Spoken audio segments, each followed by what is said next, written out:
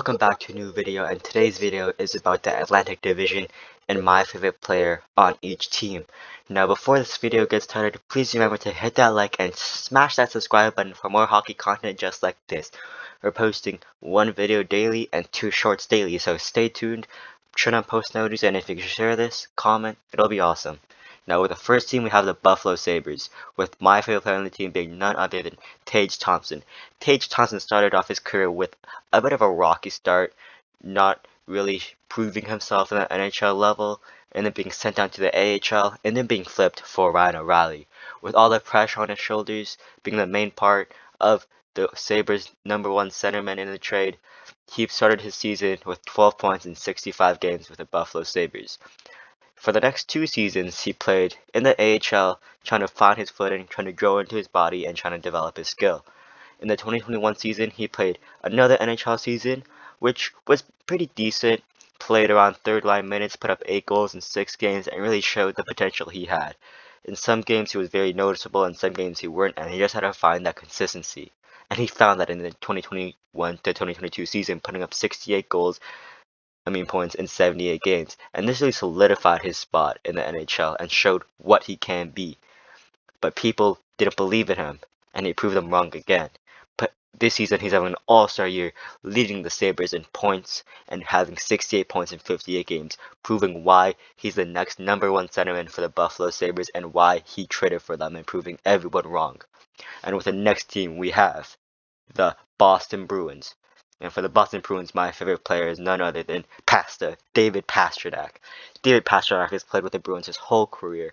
And when it first started, he was looking amazing. In his rookie year, he put up 46 games. He put up 27 points, including 10 goals and 17 assists, which isn't too bad for a rookie, but again, isn't the best. But when he really grew into his mold was his third year in the NHL, when he jumped up from 26 points to 70 points, solidifying himself as a goal scorer, putting up 34 points in 75 games.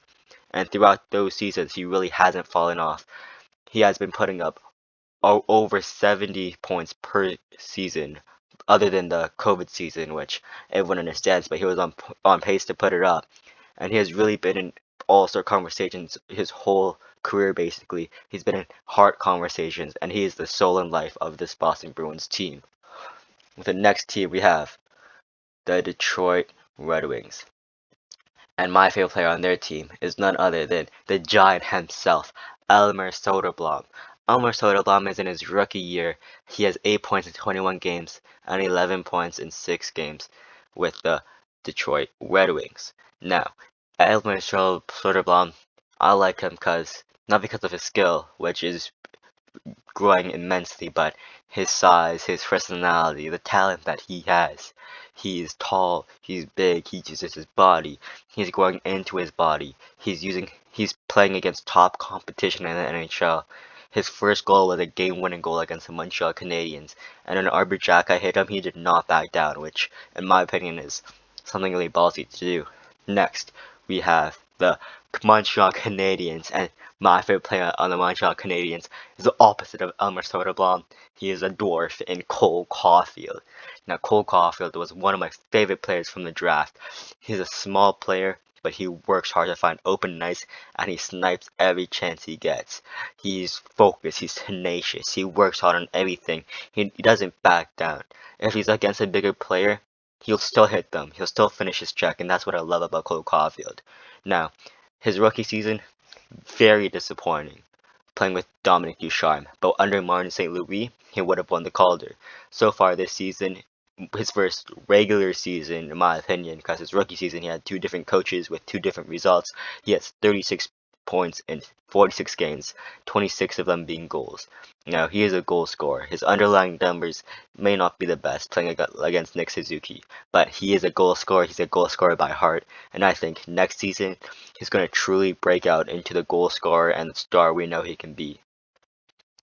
Next, we have the Ottawa Senators, and my favorite player on the team being Claude Giroux. Now, Claude Giroux is a player, a veteran, a journeyman, and man, has he inspired me. He works hard in everything he does, and he thrives in it.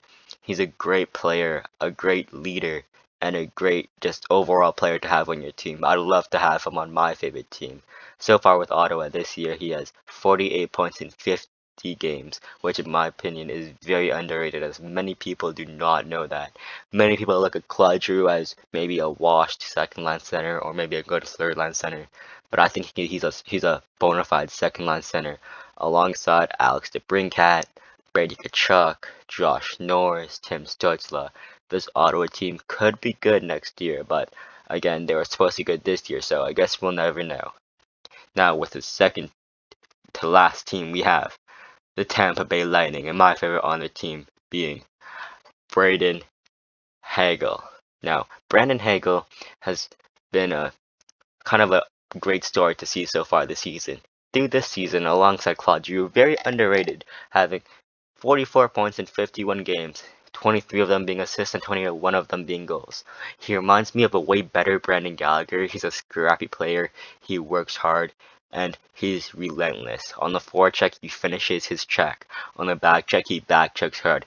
He's in front of the net disturbing problems, stirring it up with other players, and that really projects his team and makes the team feel better about himself. Next, with the last team, the Toronto Maple Leafs, and my favorite player on the Toronto Maple Leafs is Shawn Mendes. Oh wait, never mind, it's Mitch Marner. And Mitch Marner, man, I've liked him ever since he stepped foot in the NHL.